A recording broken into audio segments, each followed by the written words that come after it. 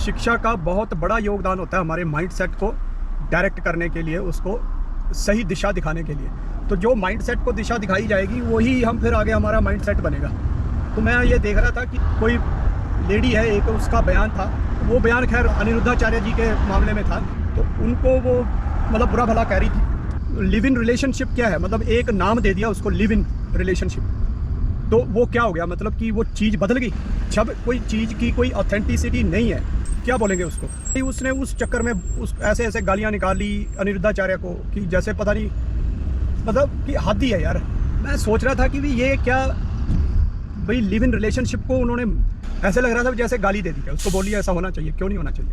मतलब तू उस कृत्य को जायज़ और सही ठहरा रही है, फिर बोलिए कि भी हाँ भी विवाह में बंध गए, एक बार फंस गए, मतलब घटिया माँ बाप के कहने पे उसमें रिलेशनशिप में फंस गए, भी फंस गए।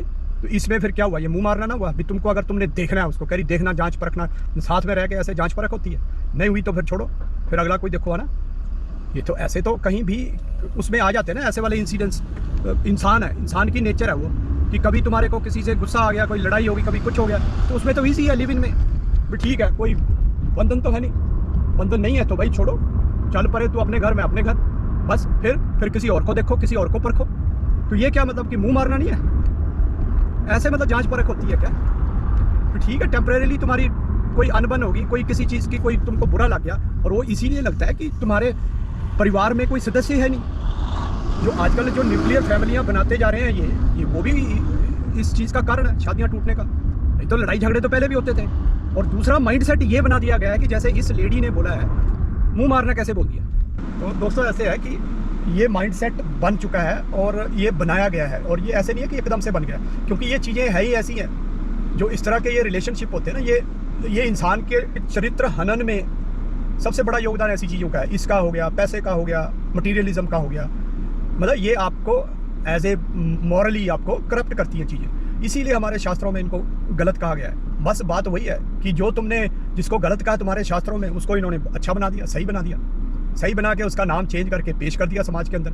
फिर ये एक चीज़ देखा होगा आपने, हर रिश्ते को, माँ बाप बेटा बेटी के रिश्ते के अलावा हर चीज़ को ये क्या बोलते, नाम दे दिया इन्होंने इन लॉ। जो पत्नी की तरफ से जो रिश्ते हैं उनको इन लॉ, यानी कि कानून के हिसाब से हैं वो, कोई रिश्ते नहीं है वो, कानूनी रिश्ते हैं वो। उन कानूनी रिश्तों की वैल्यू कानून के हिसाब से ही है। और हमारे वो रिश्ते होते हैं, हमारे प्रॉपर नाम होता है उनका, हमारे सामाजिक रिश्ते होते हैं वो। जैसे माँ बाप बेटा बेटी ये रिश्ता है ना, ऐसे ही रिश्ता हमारा सास ससुर साली साला देवर देवरानी, वो रिश्ते होते हैं, वो नाम है, इन लॉज नहीं है। तो इन लॉज भी हमें इस्तेमाल नहीं करना चाहिए, हमें उन चीज़ों का प्रयोग नहीं करना चाहिए। उन रिश्ते जो हम नाम देते हैं ना, बिल्कुल नहीं करना चाहिए। रिश्ते कोई लॉ के रिश्ते होते हैं क्या। लॉ तोड़ने में तो आदमी 1 मिनट लगाता है, जब उसका अगर दिमाग खराब हो तो। फिर ऐसी ऐसी फिल्में बनाते हैं, सारे रिश्तों को दूषित कर देते हैं, ताकि क्या है, लोगों को लगे हाँ बस ठीक है ये चीज़ इतनी इंपॉर्टेंट है, उसके लिए कोई नहीं, रिश्ते जाए भाड़ में। बस ये काम चल रहे हैं आजकल। तो इसीलिए मैं कहता हूँ कि दोस्तों ये वीडियोज़ जो है ना हमारी, आपको साथ में तो दृश्य दिखाई देंगे यहाँ के कनाडा के, जो कि नो डाउट अच्छे लगते हैं, लेकिन साथ में ही आपको जो इन बोलते हैं ना, ये राजीव मल्होत्रा जी ने अपनी book who is raising your kids, उसमें उसका वो किया हुआ, मेंशन किया हुआ, मैं उसका नाम ही भूल गया उस राक्षस का, क्योंकि उसके मुख के अंदर तुम्हारे को इतनी अच्छी अच्छी दुनिया दिखाई जाती है, लेकिन वो सारी जो है उन्होंने तो खैर वो शिक्षा वो चल रहा है भाई, वो कल अकेली वहाँ शिक्षा के मामले में नहीं, ये हर फ्रंट पे चल रहा है यही काम हमारे साथ दोस्तों। तो इसलिए इन चीज़ों से हमें सतर्क होने की ज़रूरत है, और थोड़ा सा ये शिक्षा जो है ना बच्चों को ये देने की, आप कैसे भी माध्यम ढूंढिए, सचेत करना हमारा काम है।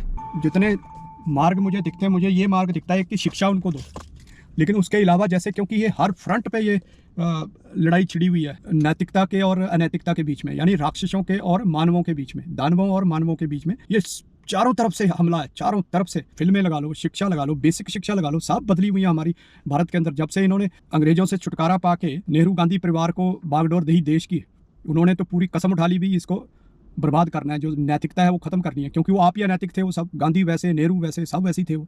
तो वैसे ही उन्होंने इतनी महान हमारे ऋषि मुनियों की शिक्षाओं को, वो कहाँ से, मतलब ये दानवों को कहाँ से हमारे ऋषि मुनियों की शिक्षाएं पसंद आनी थी। जितना हो सकता है गुरुकुल चलाएं, अपने जो ये पतंजलि वाले कर रहे हैं काम, उनसे एफिलिएटेड करवा के स्कूल चलाएं, मतलब मैक्सिमम अधिक से अधिक स्कूल खोलें उनसे रिलेटेड, गुरुकुल से रिलेटेड। तो चलिए दोस्तों, मिलते हैं, टेक केयर, नमस्ते।